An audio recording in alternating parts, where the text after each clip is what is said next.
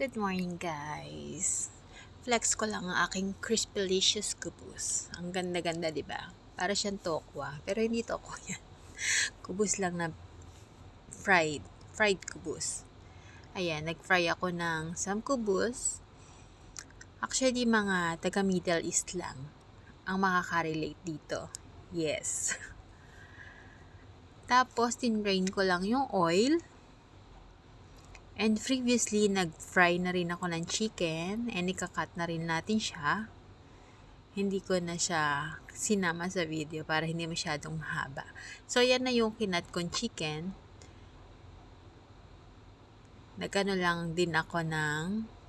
din ako ng spring onion. Tapos, lalagyan lang natin yan ng bell pepper and salt plus lemon. Then, mimix lang natin siya. The best, guys. Mas maganda to kung may beer. Char. Pero maganda siyang pulutan. Hindi ko lang sure kung may nagbebenta na sa Pilipinas ng kubus. Pero yun nga. Ang kubus is Lebanese bread. Yes, it is Lebanese bread. Masarap siya. Pag bagong gawa. Pero the next day medyo hindi na siya masarap. Pero pwede mo siya i-fry. Tapos pwede mo rin siyang haluan ng chicken or whatever you want to.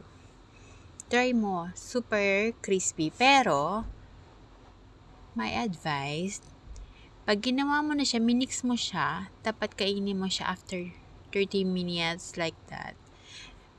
Para ando na yung lasa niya. Pero pag more than 30 minutes, hindi na crispy yung kubos mo. So, yun.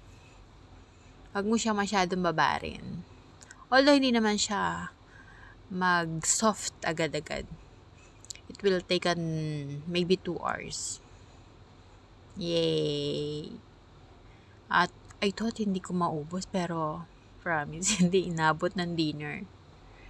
Ayan na siya. Masarap talaga to pag may beer. I think so. Siguro masarap din to pag ginawa kong sisig, no? Next time. Pag may time ako, gawin ko sisig. Wala kasi kung masyadong time dito so malalaki yung hiwa ko. Tapos ayan na siya. Favorite ko tong gawin, promise. Kaya lang pag medyo tinatamad ako, malalaki yung hiwa. Pag sinisipag ako, maliliit ang hiwa niyan. Hala! So, kain na tayo, guys.